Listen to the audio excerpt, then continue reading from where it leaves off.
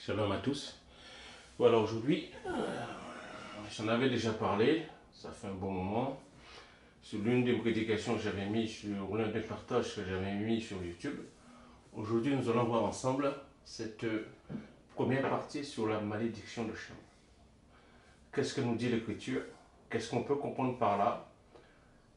D'où vient le fait qu'on dit souvent, les gens disent souvent que les Noirs ont été maudits? Avant de continuer, comme j'ai toujours l'habitude de faire, que nous puissions mettre ce moment dans la main du Tout-Puissant, tout ce que nous faisons doit être dans ses mains. Il a dit, mets tes projets dans la main du Tout-Puissant, du Créateur, et il agira. Père, nous ne sommes pas parfaits, mais aide-nous. Ouvre notre intelligence. Aide-nous, ce petit troupeau que tu as mis à part pour toi, à marcher selon tes préceptes, tes ordonnances et tes commandements. Aide-nous, nous qui sommes ce petit troupeau que tu as mis à part pour toi, qui est à travers le monde, qui souffre, parce que nous sommes considérés comme la risée du monde, comme des brebis de tuerie. Aide-nous, Père, parce que sans toi, nous ne sommes rien. Nous te bénissons encore aujourd'hui et que tu sois glorifié, exalté, dans le nom de ton Fils le Mashiach, qu'il en soit ainsi. Comme je disais, aujourd'hui, c'est la première partie sur la malédiction de Cham. Regardez bien cette projection que vous voyez au niveau de la caméra. Donc, ce que je vous demande aussi de faire, c'est de faire des recherches de votre côté. Ne croyez pas tout ce que je dis. Faites des recherches. Je le dis, je tiens absolument à cela. Je ne suis pas là pour m'élever. Je ne suis pas là pour me mettre en avant. Une seule chose que je désire, que nous arrivions tous à la perfection du Christ. Que nous puissions arriver tous à comme lui, il a marché, et que nous fassions de même. D'accord ? Pourquoi je dis cela? Parce que c'est hyper important. Moi, je ne suis pas parfait, mais je veux tendre à cette perfection. Comme lui, il a marché, nous devons tous y marcher. D'accord? Aujourd'hui, comme je dis, c'est la première partie sur la malédiction de Cham. Parce que beaucoup disent, ah, Noé a maudit son fils, et tous les hommes noirs ont été maudits. D'accord? Ils sont voués à l'esclavage. Pourquoi ces choses-là arrivent? D'accord? Si je prends cette première partie sur la réflexion de la malédiction, d'accord? Réflexion sur la malédiction de Cham ou de Canaan. Qui a été maudit?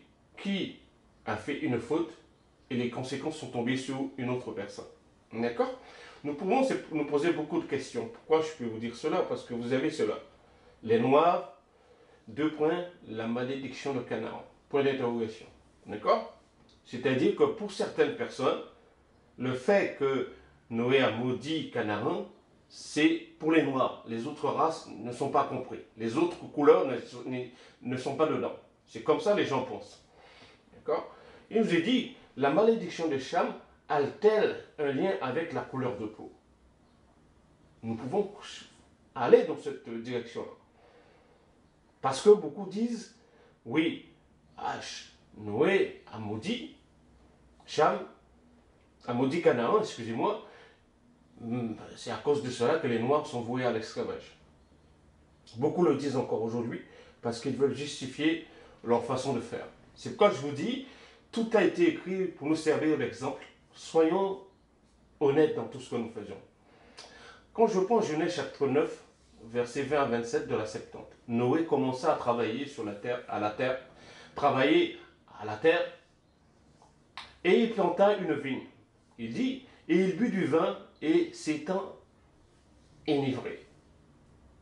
Ne soyez pas enivrés de vin, mais soyez remplis de soupe secrète. Premièrement, il a planté.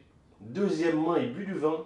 Et à cause de cela, il était saoul, si je peux parler ainsi. Il était enivré. Donc, lui-même, en faisant, si je peux parler ainsi, une faute, il y a des conséquences derrière. Donc, il s'est mis nu en sa demeure. Donc, puisqu'il a bu du vin, il était ivre, ben, il s'est découvert. Parce que vous savez, j'en parlerai peut-être dans la deuxième partie, les conséquences de nos actes. À cause de ce qu'il a bu, il s'est mis nu, et après, regardez bien, qu'est-ce que j'ai dit au verset 22, Or Cham, le père de Canaan, vit la nudité de son père. Regardez bien une chose au verset 22. Or Cham, le père de Canaan. Pensez-vous que Cham était Attends, comment je pouvais vous dire ça? Est-ce que Canaan était le seul fils de Cham? Pourquoi c'est Canaan qui a été maudit et non les autres? Pourquoi cela? Pourquoi on nous dit dans la parole du Créateur, oh Cham le père de Canaan? Pourquoi on ne nous dit pas, oh Cham le père de Misraïm? Pourquoi? Pourquoi on ne le dit pas? Pourquoi c'est Canaan? Nous allons voir cela, s'il le faut, si le Créateur le permet, dans la deuxième partie. Parce qu'aujourd'hui, nous allons voir un petit peu dans cette première partie-là. On va avoir plusieurs pistes. Et à ce moment-là, on va voir qu'est-ce que nous dit les Écritures. Premièrement, nous avons vu, c'est Noé qui a planté une vigne. Il a bu, il s'est enivré. D'accord? C'est enivré. Il dit après, mais Sem et Japheth ayant pris un manteau, l'étendit ensemble sur leurs épaules, s'approchèrent à reculons et cachèrent la nudité de leur père. La nudité. Il s'est mis nu et ils ont caché cette nudité-là. D'accord? Nous en parlerons aussi. C'est quoi la nudité aussi? Leur visage regardait à l'opposé et ils ne virent point la nudité de leur père. Regardez bien une chose. Au verset 25. Or, on va rester sur le verset 24. Or, Noé étant sorti du sommeil causé par le vin. Regardez bien. Qu'est-ce qui a eu les conséquences du vin? Il était dans son sommeil. Après ce qu'avait fait à son sujet son fils. D'accord?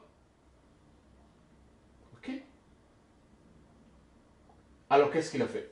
Et il dit, maudit soit l'esclave Canaan. C'est Cham qui t'a vu nu. Pourquoi tu dis que c'est Canaan? Ça, ce sont des questions que nous pouvons nous poser. Il sera le serviteur de ses frères. Regardez bien qu'il dit, maudit soit l'esclave. C'est là encore, les gens vont dire, bon voilà, nous allons prendre ce verset-là et nous allons mettre les Noirs en esclavage parce qu'ils ont été maudits par Noé. Il dit ensuite, béni soit le Créateur, le Tout-Puissant de Sem, et l'esclave Canaan sera son serviteur de Sem. Canaan sera le serviteur de Sem. Il dit que le Tout-Puissant multiplie Japheth, que celui-ci habite sur les tentes de Sem, et que Canaan soit son esclave. C'est-à-dire que vous regardez bien, il y a eu 3 fils. Il y a eu Sem, Japheth et Cham. Pourquoi ce n'est pas Cham qui a été voué à l'esclavage? Pourquoi? Ce sont des questions que nous pouvons nous poser. Parce que les gens disent, bon voilà, ah, il a maudit, et puis après ils sont venus noirs. Mais non, mais tous ils étaient noirs.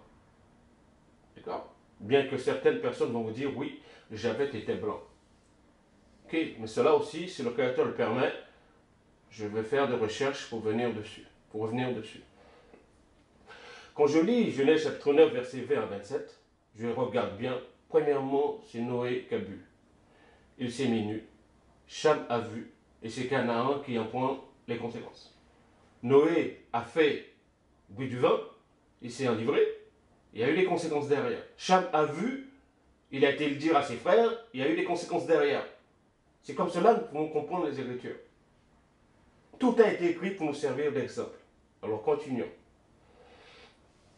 Les Noirs, malédiction de Canaan, comme nous l'avons vu au départ.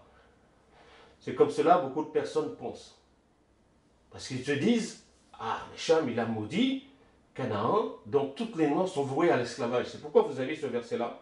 Il dit bien, quand vous prenez le verset 25, 26, 27, il dit, maudit soit l'esclave Canaan. Il sera serviteur de ses frères. D'accord? Continuons. La malédiction de Cham. Est-ce que c'est Cham qui a été maudit? C'est ça encore, je vous dis, c'est une réflexion. Je ramène, je le répète encore aujourd'hui. Réflexion sur la malédiction de Cham ou de Canaan. Qui a vu et quelles conséquences ça a eu? C'est que, regardez bien, quand je prends David par rapport à Uri, qu'est-ce qui s'est passé? Il a fait en sorte que Uri meure pour qu'il puisse récupérer sa femme. Il a fait en sorte le fait qu'il avait couché avec Bathsheba, et cette femme est tombée enceinte. Alors, vous avez les conséquences. Et qui c'est qui a pris?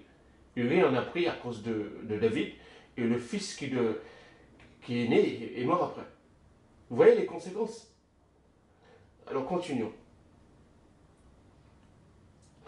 Si tu veux être digne de confiance, c'est-à-dire que moi, je vous avais projeté ça par rapport à les Borgia, mais elle n'était pas complète, la projection, je tiens à m'en excuser. Et là, je vous le mets complètement. Si tu veux être digne de confiance, sois honnête. Si tu veux être honnête, sois vrai. Si tu veux être vrai, sois toi-même. Vrai. C'est-à-dire, tu restes dans la vérité. Tu dois être honnête dans tout ce que tu fais. Pourquoi je pense je vous reprojette encore, je vous mets cette image-là. Pourquoi? Parce que nous allons voir, les gens ne sont pas honnêtes. Les soi-disant juifs ne sont pas honnêtes. Ok? La malédiction de Cham est un mythe qui a servi au XVIIe siècle à tenter de justifier. Les gens ont tenté de justifier ce qu'ils ont fait à partir de l'écriture. C'est-à-dire, au XVIIe siècle, ils ont tenté de justifier l'esclavage des Africains, j'ai mis entre guillemets, par l'interprétation abusive d'un épisode de la Bible, Ancien Testament, qui suit le déluge. C'est-à-dire tout ce que les gens vont faire, ils vont prendre une partie de l'écriture pour pouvoir le justifier. Mais tout a été écrit pour nous servir d'exemple. C'est pourquoi je vous dis, les gens vont interpréter la parole à leur façon. Mais laissez le souffle sacré vous interpréter les choses. Et comme je vous ai dit, regardez bien une chose. Noé a bu du vin, il s'est enivré, il s'est dénudé, il était nu. Cham a vu, et après c'est Canaan qui a été maudit. Vous voyez les enchaînements des choses. D'accord? On va revenir un petit peu dessus parce que c'est très important. Il a planté une vigne. Il a bu du vin. Il était ivre. Il s'est dénudé. Ses frères, son frère a vu, Cham, et il a été raconté à ses frères. D'accord? Ses frères sont venus, les deux, Sem et Japheth, et à reculons, ils ont couvert la nudité de leur père. Mais lui, il a été le dire. Et qui c'est qui a été maudit? C'est Canaan qui a été maudit. Et en plus, regardez bien, ce n'est pas le Créateur qui a dit que Canaan est maudit. C'est Noé qui dit. Parce que c'est très très important cela. Parce que c'est comme si David dit, bon voilà, je vais faire tuer Uri, et toi aussi tu vas faire pareil. Tout a été écrit pour nous servir d'exemple. Salomon a pris des femmes étrangères, et toi aussi tu veux faire de même. Mais il y a eu les conséquences de ce qu'il a fait, et Salomon, de même aussi pour David, etc. etc. D'accord? Maintenant, regardez bien une chose. Vous avez cet homme noir, d'accord, avec enchaîné, et qui crie. Et qui crie. Voilà. Ils ont interprété la parole à leur façon, et à cause de cela, nous sommes enchaînés. Mais les prophéties bibliques doivent s'accomplir. Parce que le Créateur veille sur sa parole pour l'accomplir. C'est pourquoi je vous dis, les gens doivent faire très très attention à tout ce qu'ils font, à tout ce qu'ils disent. Ainsi que moi-même, je suis, y compris moi, hein, parce que comme je vous dis, le jour du jugement, j'aurai des comptes à rendre. Donc, puisque les hommes, ils ont fait ça, regardez les conséquences. La malédiction, c'est un mythe. J'ai mis certains mots pour que les gens, on va se focaliser un petit peu dessus. D'accord? L'interprétation abusive d'un épisode de la Bible. L'interprétation abusive. C'est pas que veut le dire la parole. D'accord? Un mythe. Et là, vous voyez cet homme noir qui crie. Nous avons été enchaînés parce qu'il dit c'est écrit. D'accord? Quand je prends Apocalypse chapitre 2 verset 9. Je connais la tribulation et ta pauvreté, bien que tu sois riche, et les calomnies en rouge, de la part de ceux qui se disent juifs, ils ne le sont pas. C'est quoi les calomnies? C'est quoi un mythe? Déjà, ici, nous avons vu, c'est un mythe. D'accord? La malédiction de Cham, je pouvais mettre aussi entre guillemets après Cham ici, Canaan est un mythe. D'accord? Je pouvais faire ça. Ici. La malédiction de Cham ou de Canaan est un mythe qui a servi et au XVIIe siècle a tenté de justifier l'esclavage pour certaines personnes. Bien précise. D'accord? Il dit ce sont des gens qui calomnient de la part de ceux qui se disent juifs, ils ne le sont pas. C'est-à-dire des menteurs. D'accord? Ils se disent juifs, ils ne le sont pas, mais qui mentent. Ok? Mythe, c'est quoi? C'est quoi un mythe? Parce que c'est un récit relatant des faits imaginaires. C'est ça un mythe. Non consigné par l'histoire. C'est-à-dire que tout ce que les gens là, le fait que ce mythe-là, ça n'a rien à voir avec l'histoire biblique. Ce sont des trucs imaginaires. Des faits imaginaires transmis par la tradition rabbinique. Et mettant en scène des êtres représentant symboliquement des forces physiques, des généralités d'ordre philosophique, métaphysique ou social. Je reprends. Définition de mythe. Récit relatant des faits imaginaires non consignés par l'histoire, transmis par la tradition. Et mettant en scène des êtres représentant symboliquement des forces physiques, des généralités d'ordre philosophique, métaphysique ou social. Donc, la malédiction de Cham, ce sont des faits imaginaires non consignés par l'histoire, transmis par la tradition. Ok? On peut s'arrêter dès maintenant et dire, bon voilà, ce sont des choses que les hommes ont inventées. On va donc bien une chose. Il calomnie. Je connais la tribulation de ta pauvreté, bien que tu sois riche, et les calomnies de la part de qui? De ceux qui se disent juifs encore aujourd'hui, et ne le sont pas. Ils se disent juifs, mais ils mentent. Et nous avons vu, par rapport à ce que le Créateur pense, au sujet du mensonge. D'accord? Continuons, mes bien-aimés. Définition de calomnie. Accusation grave et volontairement mensongère. Grave. Donc, ceux qui se disent juifs, ici, dans l'Apocalypse 2.9 et 3.9, ce sont des accusations graves et volontairement mensongères. Volontairement mensongers, ils disent qu'ils sont juifs et ne le sont pas. Volontairement mensongers, ils ont dit que les Noirs ont été maudits à cause de la malédiction de Canaan. Ce que Noé a dit. Deuxième définition de calomnie, accusation mensongère. Porter sciemment contre quelqu'un pour jeter sur lui le discrédit. Pourquoi ce discrédit sous le peuple blanc? Pourquoi cela? Parce que les gens, c'est parce que c'est volontaire pour eux, ils ont un but derrière. C'est pourquoi je vous dis, faisons très très attention. Ils se disent juifs, mais ils ne le sont pas, ils mentent. Les calomnies, parce que tu es... Et regardez bien ce qu'il dit, je connais de la tribulation que tu subis, et ta pauvreté, bien que tu sois riche, et les calomnies, les gens mettent du discrédit sur toi.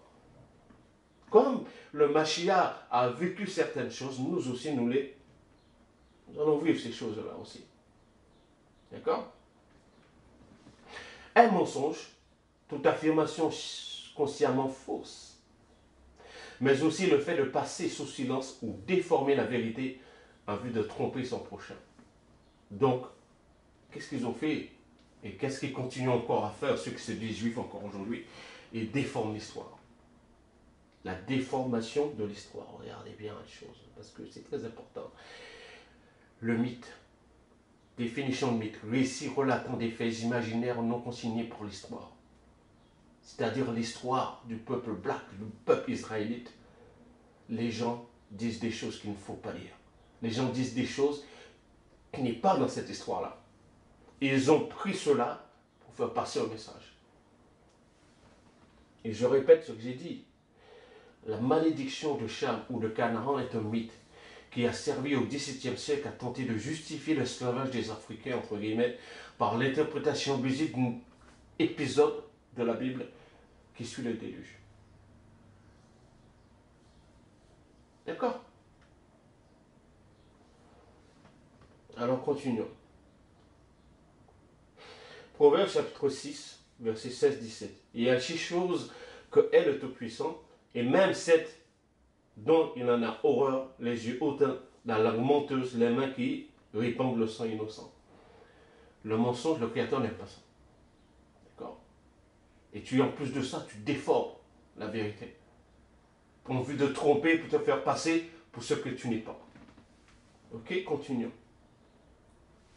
L'épisode de la malédiction de Canaan. D'accord? Ici, là, j'avais mis, d'accord, je vous mettrai aussi les liens où je l'ai pris aussi. D'accord? À la fin, en commentaire réglé de la vidéo sur YouTube. D'accord? Ici, on nous parle de la malédiction de Cham. Et ici, là, et ici, l'épisode de la malédiction de Canaan, qui ne fait aucune allusion à la couleur de peau des protagonismes. D'accord?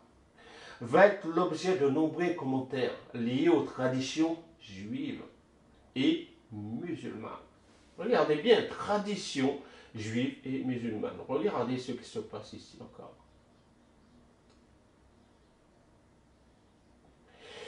Un mythe, c'est quoi? Ce sont des faits imaginaires non consignés par l'histoire, transmis par la tradition. Vous voyez ce que je veux dire pour vous amener un petit peu à comprendre. Par la tradition, les faits historiques ont été bafoués, ont été faussés, et les gens vont dire, bon voilà, va être l'objet de nombreux commentaires liés aux traditions juives et musulmanes, s'interrogeant surtout sur la nature de la faute de Cham. Les commentateurs de la tradition juive en ont tiré des interprétations variées et parfois surprenantes. Tradition juive. D'accord? Cham a tout simplement eu tort d'être indiscret, de ne pas recouvrir son père sans en parler à personne et sans se moquer de lui, sens littéral du texte. C'est pourquoi je vous ai dit, quand vous regardez bien, qui c'est qui a fauté en premier? Noé a planté une vigne, il but du vin, il s'est enivré. Cham a vu, il a été raconté, c'est Canaan qui a été maudit. Vous voyez les enchaînements comme je ne cesse de le répéter encore. Cham a couché avec sa mère. Ce sont plusieurs façons que les gens disent. Les gens disent Cham a eu une relation sexuelle avec son père. Cham l'a castré. D'accord? Tout s'accorde sous le fait qu'en représailles, Noé a maudit non pas Cham, mais Canaan et ses descendants. Pourquoi? Quand je vous dis Noé a bu, c'est enivré, c'est bénudé. D'accord? Et qu'est-ce qu'il y a eu comme conséquence? Ben, Cham a vu, c'est Canaan qui a été maudit. Alors continuons encore. Vous savez, ce sont les mêmes dans la tradition juive, d'accord, qui ont dit que Rome, c'est-à-dire les Romains, étaient les Édomites. J'en ai déjà parlé, je reviens dessus parce que c'est hyper important. Dans ce livre, la Bible d'Alexandrie, numéro 23, les 12 prophètes, numéro 4 à 9, il est dit, à la page 90, un moment disparu, l'entité iduméen ressurgira comme province syrienne pour totalement disparaître après 70, archétype de l'ennemi qui a pris du territoire aux Judéens, et ne l'a pas rendu et doit être châtié. Et donc réapparaîtra dans la tradition rabbinique dans un emploi cryptique pour désigner Rome, l'oppresseur injuste. D'accord? Les Juifs, soi-disant Juifs, dans leur tradition, c'est eux qui disent, qui déterminent qui est ceci, qui est cela. Vous voyez? C'est pourquoi je vous dis, faisons très très attention. C'est pourquoi le Machia, il a dit, vous avez changé la parole en des traditions. Est-ce que c'est la vérité, vos traditions? Continuons. Mais c'était en 1666, en Hollande, que la légende tirée de la Bible prend une toute autre forme, une toute autre tournure. D'accord? Sous l'influence du français, la PRR, qui a suggéré dès 1655 que les hommes ne seraient pas tous de même origine. Et que certains des êtres inférieurs des sous-humains, les pré-adamites, auraient été créés avant Adam. De nouveaux commentateurs, Horn, Anmam, vont tenter de fonder la séparation de l'humanité en races, dont l'une, devenue noire du fait de cette malédiction de Noé, sera condamnée à l'esclavage sous l'autorité de la Bible. Quand vous regardez bien une chose, il est bien dit, regardez bien, il dit pour eux, dû à cette malédiction, ils sont devenus noirs. Mais les Égyptiens qui est Misraïm, qui est l'un des fils de Cham, est noir. Et Pout aussi sont noirs. Donc, les gens ne connaissent pas. C'est pourquoi je vous dis de faire très attention. Les gens n'ont pas fait de recherche. C'est pourquoi je vous dis encore aujourd'hui, faites de recherche. Ils disent qu'il y en a un qui est devenu noir. Pour eux, hein, et pourtant c'est Canaan. Et pourquoi vous dites que si c'est Canaan qui nous dit, tous les autres noirs vont être voués à l'esclavage? Pourquoi?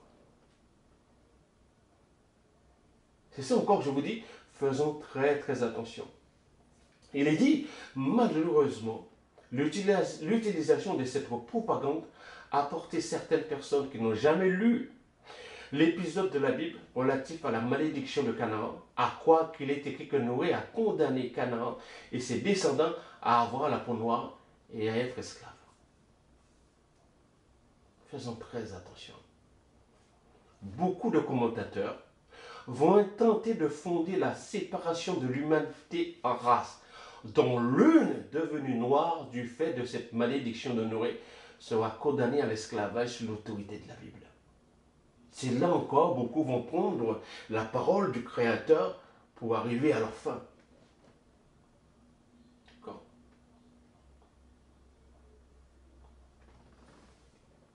Continuons, je reprends un petit peu.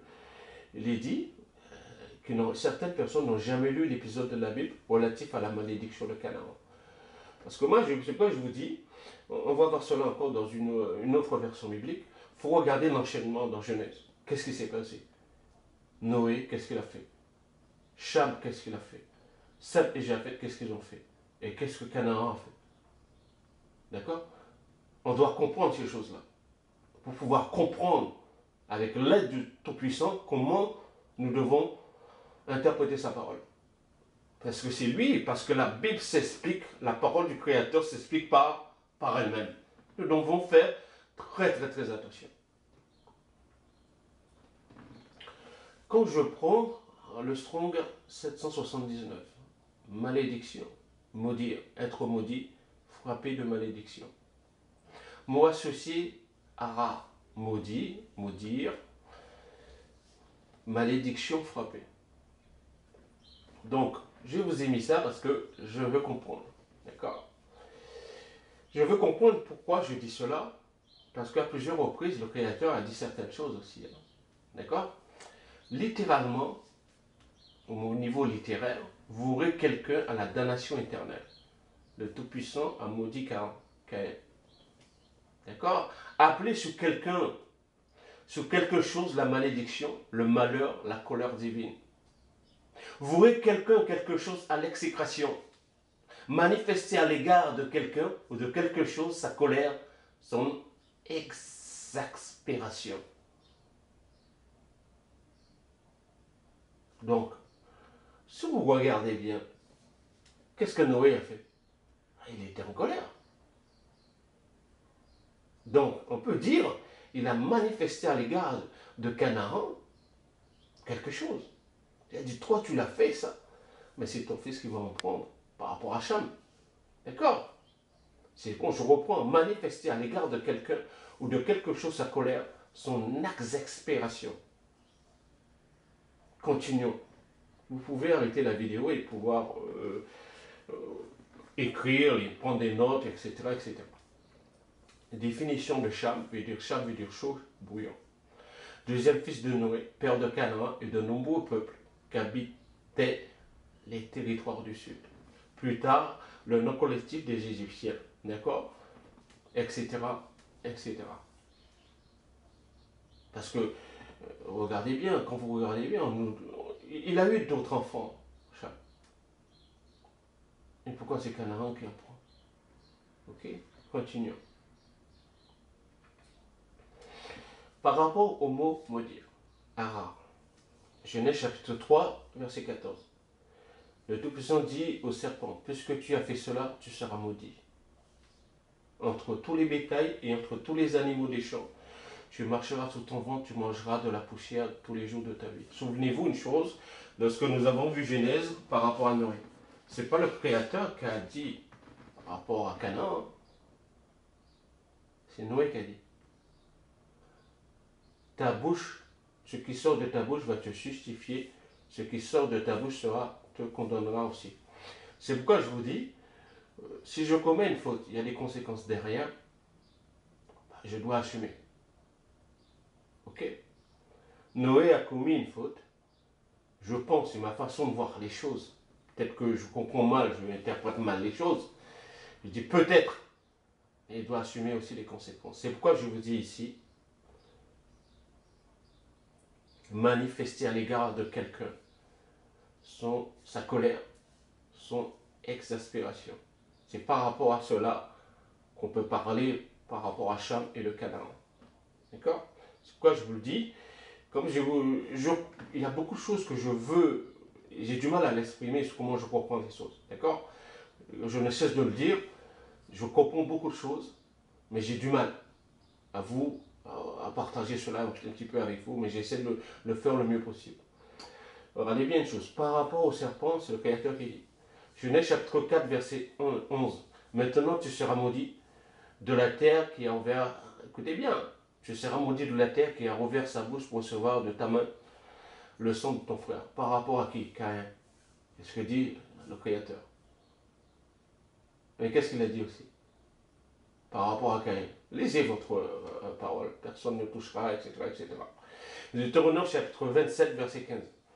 Maudit soit l'homme qui fait une image taillée ou une image de fonte. Abomination du Tout-Puissant.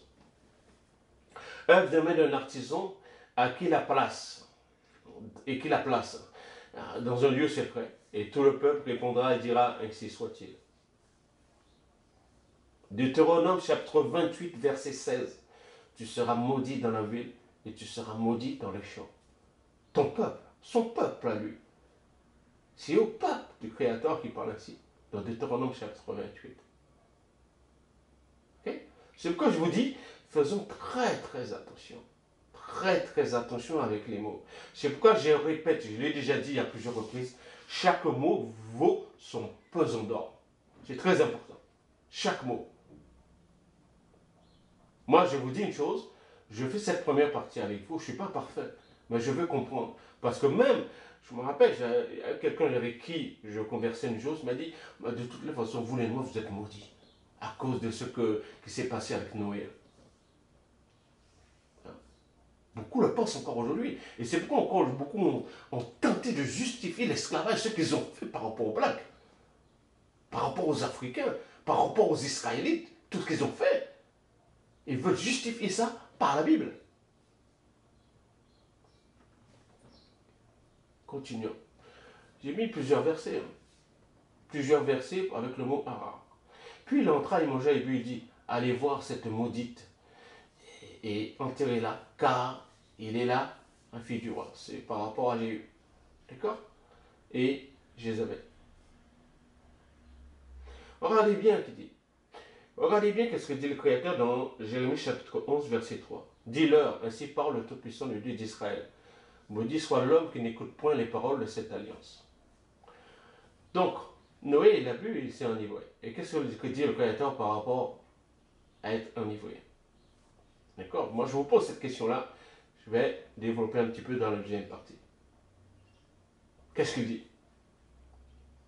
Il dit bien ici, maudit soit l'homme qui n'écoute point les paroles de cette alliance. Ok? Malachie, n'oubliez pas, la parole du Créateur était sous forme orale avant. Après, elle est venue sous forme écrite. C'est pourquoi on dit, la loi, elle est venue par Moïse, sous forme écrite. D'accord? On va continuer.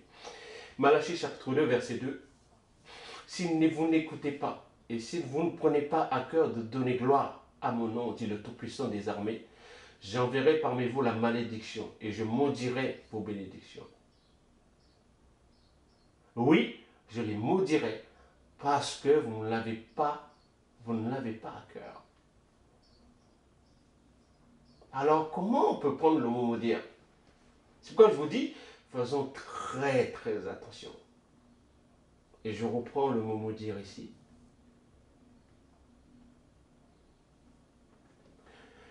Vouer quelqu'un ou quelque chose à l'exécration, manifester à l'égard de quelqu'un ou quelque chose sa colère, son exaspération. qu'est-ce qu'on doit prendre comme définition? Et là encore, les gens vont dire, donc si je comprends bien, ce peuple-là, là, quand le Créateur dit ici, attendez, quand le Créateur dit ici, je les maudirai. Oui, je les maudirai parce que vous n'avez pas à cœur. Je maudirai vos bénédictions. Il dit, maudit soit l'homme qui n'écoute point les paroles de son alliance. Les Juifs d'aujourd'hui, entre guillemets, est-ce qu'ils écoutent la parole du Créateur? Pourquoi ils ne changent pas de couleur? C'est pourquoi je vous dis encore, quand j'entends les gens qui disent, bon voilà, il y a des gens qui habitent dans le nord, le fait qu'il fait froid, leur pigmentation, c'est-à-dire la mélanine, disparaît. Parce que vous vivez dans un endroit qui fait chaud, votre mélanine est différente. Les blancs qui vivent en Afrique, pourquoi ils ne changent pas de couleur? Pourquoi ils ne viennent pas noir, noir, noir, noir, si tel est le cas, comme disent certaines personnes? C'est pareil avec le mot maudire. Les gens disent parce que Noé a dit cela, les gens sont devenus noirs. Non. Donc moi, je suis noir. Si le Créateur dit je suis maudit, je deviendrai encore plus foncé, alors si je comprends bien. Alors dites pas cela. Et dites pas n'importe quoi aux gens. Ce que je vous dis, faisons très très attention à tout ce que nous disons. Comme je vous dis, regardez bien une chose. Je reprends un peu pour que nous puissions comprendre. Noé commença à cultiver la terre. Il planta la vigne. Après, il a bu. Il s'enivra. D'accord? Qui a commis une faute? Et il se découvrit au milieu de sa tente. Il a planté, il boit, il est ivre et il est tout nu. Il se découvrit. Canaan, Cham, père de Canaan, vit son père nu et le rapporta dehors à ses deux frères. L'enchaînement des choses, excusez-moi, l'enchaînement, comment ça s'est arrivé? Noé plante, il boit, il se découvre, il est ivre, Cham voit, il raconte à ses frères, et après, lorsque Noé se réveilla de son vin, après avoir été revenu dans son état normal, il apprit ce qu'avait fait son fils cadet. Et il dit, maudit soit Canaan qui soit l'esclave des esclaves de ses frères. Et c'est là encore. Donc, tu fais une faute et tu maudis après la personne. Pourquoi? C'est comme si moi je fais quelque chose qui n'est pas bien et je mets la faute sur les autres personnes.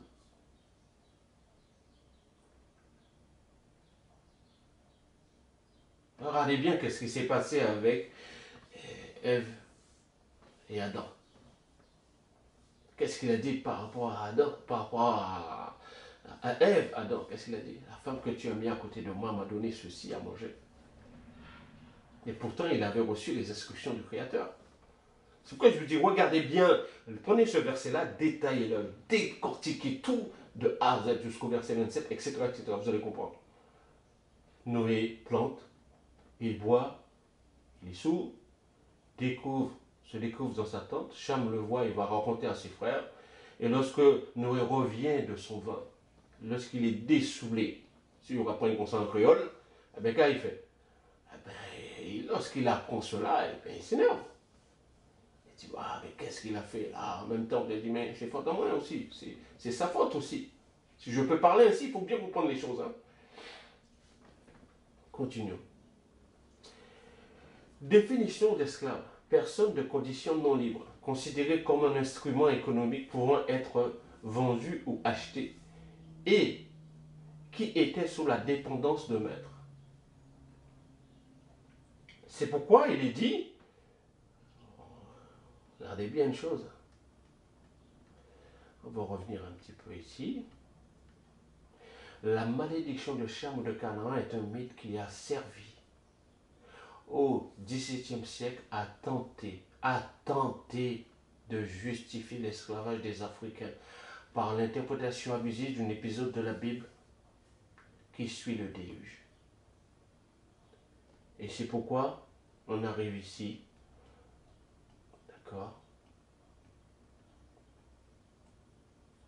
Définition d'esclave.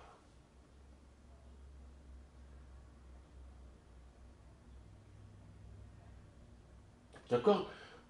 Vous lisez, faites des recherches de votre côté. D'accord?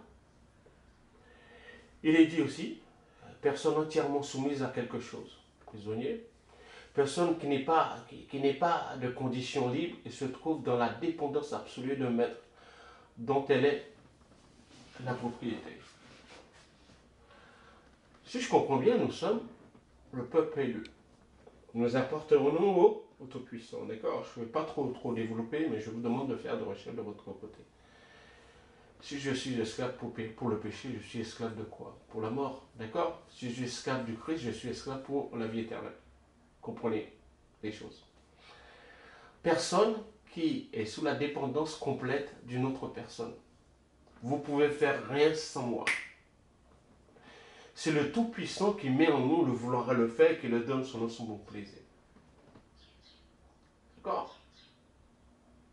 C'est pourquoi je vous dis, on va faire vraiment très attention.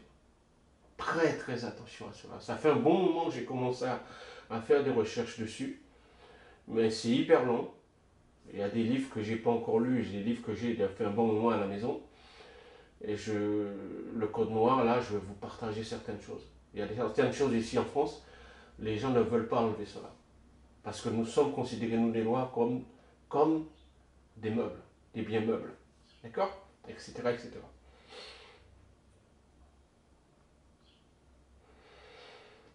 Donc, regardez bien une chose. Pourquoi je vous dis aussi, c'est Noé qui a maudit, hein? D'accord? Et ce que le Créateur l'a béni est béni. Tu ne peux pas enlever cela. Ok? Genèse chapitre 9, verset 1. Dieu bénit Noé et ses fils. Et leur dit, soyez féconds, multipliez-vous et remplissez la terre. Dieu, le Tout-Puissant, a béni Noé et ses fils lorsqu'ils sont sortis de l'arche. Genèse chapitre 8, verset 8. Chapitre 9, verset 8 à 13, excusez-moi. Dieu parla ainsi, le Tout-Puissant parla ainsi à Noé et à ses fils avec lui en disant, voici j'établis mon alliance avec vous et avec vos postérités après vous. Mon alliance avec vous et avec votre postérité après vous.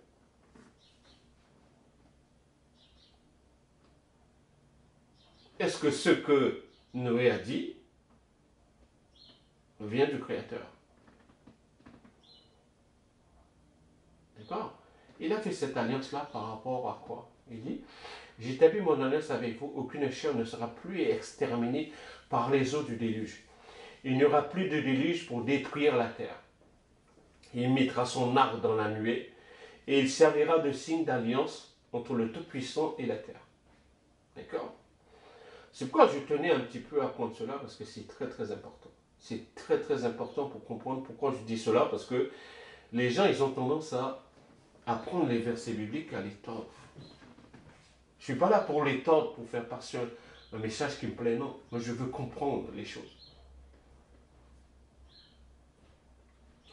Jubilé chapitre 6. Et le Créateur sentit la bonne odeur. Il fit alliance avec lui qu'il n'y aura plus jamais de déluge pour détruire la terre. Que durant tous les jours de la terre, semailles et récoltes ne cesseront jamais. Froid et chaud, et hiver et été, jour et nuit ne changeront pas leur ordre et ne cesseront jamais. Vous voyez ici, là, la partie jubilé, la partie du livre du jubilé au chapitre 6, on peut regarder par rapport au calendrier un petit peu. Pourquoi je dis cela? Parce qu'il est dit, nuit et jour, été chaud et hiver froid ne changeront pas leur ordre et ne cesseront jamais. Ok? C'est une petite parenthèse. Cham, il est le père de qui? Yakouch, Misraïm, excusez-moi, et Canaan. D'accord? Couche 1, Misraïm 2, Pout et Canaan. Pourquoi vous dites c'est Canaan seulement qui est noir? Alors si c'est Canaan qui est maudit, alors que tous les autres sont noirs, vous voulez justifier l'esclavage que vous avez mis en place, en partant de la parole du Créateur. D'accord? Regardez bien, pourquoi, Jésus pose la question, pourquoi Canaan seul est maudit, et non les autres? Parce que dans Genèse chapitre 9, verset 25, il dit, Maudit soit Canaan, qui soit l'esclave des esclaves de ses frères. Si je comprends bien, les Cananéens doivent être esclaves des Misraïm, de Couche, de Canaan, de Couche et Pout. Si je comprends bien par rapport, il est dit, l'esclave de ses frères. Ainsi que de Sem et de Japheth. Donc, si je comprends bien, les gens vont dire, bon voilà, on va prendre ce verset biblique-là, Genèse chapitre 9, verset 25, etc., pour justifier l'esclavage des Blagues. Donc, c'est pourquoi je vous dis, c'est une réflexion faite de recherche de votre côté, comme je ne cesse de le dire. D'accord? Pourquoi je vous prends aussi, c'est environ il y a trois versets. On doit dépendre, c'est lorsqu'on est esclave de quelqu'un, on dépend entièrement de cette personne-là. D'accord? Si je reprends la définition. Esclave, je vais revenir quand même dessus parce que j'ai pas envie qu'on puisse dire quelque chose que je n'ai pas dit. Définition d'esclave, personne de condition non libre, considéré comme un instrument économique pouvant être vendu ou acheté, et qui était sous la dépendance de maître. D'accord? Et quand je viens ici, il est dit, lorsque le serviteur d'Abraham a entendu leurs paroles, il se prosterna en terre devant le Tout-Puissant. Donc, comme je vous dis, réfléchissez un petit peu. Géasi, serviteur d'Élisée, c'est 2 Rois chapitre 5, verset 20. Homme du Créateur se dit lui-même, voici mon maître a, allez bien, mon maître a ménagé Naaman, ce Syrien, en n'acceptant pas de sa main ce qu'il avait apporté. L'Éternel, le Tout-Puissant est vivant. Je veux courir après lui et j'obtiendrai quelque chose. Géasi était serviteur d'Élisée. Le serviteur qu'Abraham a envoyé par rapport à la femme d'Isaac. Vous comprenez aussi un petit peu les choses.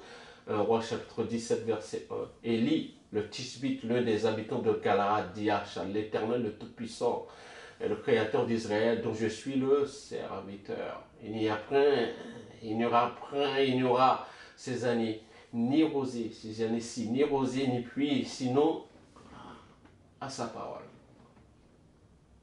Donc, là, je vous ai mis 3 versets, faites de recherche. On doit dépendre de quelqu'un. Mais comment nous pouvons voir ce mot esclave, comment nous le prenons encore aujourd'hui? D'accord? Si je comprends bien, nous travaillons, on dépend d'une société, on dépend d'un organisme, etc., etc. Sommes-nous l'esclave de cette société-là? Je veux que vous puissiez comprendre d'où je veux en venir. Jubilé chapitre 7. Et il se réjouit et but de ce vin, et ses enfants avec joie. Il faisait nuit quand il alla dans sa tente. Et étant saoul, il s'allongea et s'endormit. Et s'étant découvert dans sa tente lorsqu'il dormait, et Ham vit Noah, son père nu, et sortit le dire à ses 2 frères dehors. D'accord? Et Sem prit son habit et se leva, lui et Japheth, et ils placèrent l'habit sur leurs épaules et marchèrent à reculons, et couvrirent la nudité de leur père, leur visage étant détourné. Et Noé se réveilla de son sommeil et apprit tout ce que son plus jeune fils lui avait fait. Et il maudit son fils. Alléluia, qu'est-ce qu'il est dit ici dans Jubilé chapitre 7? Et il maudit son fils et dit, maudit soit Canaan, il sera un serviteur, esclave de ses frères.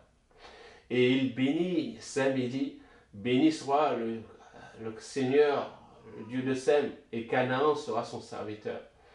Dieu élargira Japheth, et Dieu habitera dans l'habitation de Sem, et Canaan sera son serviteur. Et Ham et Cham apprit que son père avait maudit son plus jeune fils, et fut mécontent qu'il avait maudit son fils, et quitta son père, lui et ses fils, avec lui, Cush, et Misraïm, et Pout, et Canaan. Regardez comment l'enchaînement des choses. Là, j'ai pris la version 70. Là, vous avez ici la partie Jubilé chapitre 7, et j'ai pris aussi la nuit seconde. Pour que vous puissiez comprendre un petit peu les choses. On nous parle de Canaan dans la Septante et les autres, la Septante et la nuit seconde et autres versions bibliques, et la partie du jubilé, c'est beaucoup plus détaillé. D'accord? La nudité, c'est la honte. Fait pour quelqu'un d'être nu, non vêtu. D'accord? Être d'une partie du corps non couverte de vêtements. État d'une personne qui est entièrement nue. Il s'est dénudé. Il était complètement nu. Et vous voyez les conséquences qu'il y a eu, mes bien-aimés. Continuons. La conclusion de cette première partie, n'oubliez pas les calomnies par rapport à Apocalypse chapitre 2:9 et Apocalypse chapitre 3:9. Accusation mensongère portée consciemment, sciemment. Je reprends, excusez-moi mes bien-aimés, définition de calomnie, accusation mensongère portée sciemment contre quelqu'un pour jeter sur lui le discrédit. C'est ce qui se passe encore dans Apocalypse chapitre 2:9 et 3:9. Et c'est ce qui se passe encore aujourd'hui dans cette ville aujourd'hui. D'accord? Dans cette ville que nous avons encore aujourd'hui. Les définitions de mythes, récits relatant des faits imaginaires non consignés par l'histoire, transmis par la tradition, et mettant en scène des êtres représentant symboliquement des forces physiques et aussi des généralités d'ordre philosophique, métaphysique ou social. C'est ça un mythe. Des trucs qui sont non consignés, des choses non consignées dans l'histoire. C'est ça que nous devons comprendre, la conclusion de cette première partie.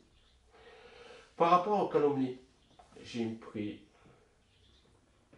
environ 1, 2, 3, 4, c'est environ 5 versets différents.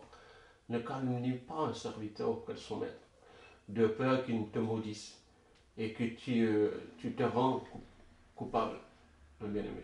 C'est cela que nous devrions comprendre les choses. On ne doit pas calomnier. On ne doit pas faire des accusations mensongères sciemment contre quelqu'un. On ne doit pas faire cela. Ok? Celui qui dissimule la haine a des lèvres menteuses, et celui qui répond à la calomnie est un insensé. Qui répond à cette calomnie aujourd'hui? Ils sont les vrais juifs. C'est eux qui ont mis en place cette histoire d'esclavage pour pouvoir justifier ce qu'ils ont fait en partant de la Bible. Celui qui calomnie en secret son prochain, je l'anéantirai. Celui qui a des regards hautains et un cœur enflé, je ne le supporterai pas. Psaume 101, verset 5. Ézéchiel chapitre 22, verset 9. Il y a chez toi des calomniateurs pour répandre le sang. Chez toi, l'on mange sur les montagnes, on commet le crime dans ton sein. Et je finis avec Lévitique chapitre 19, verset 16. Tu ne répondras point de calomnie parmi ton peuple. Tu ne t'élèveras point contre le sang de ton prochain, je suis le Tout-Puissant. Les Juifs, les soi-disant Juifs aujourd'hui, qu'est-ce qu'ils font? Qu'est-ce qu'ils font? Ils répondent la calomnie au sein de leur peuple. Des trucs mensongers. Ils se disent Juifs, ils ne le sont pas. Et c'est là encore que vous devriez faire très très attention.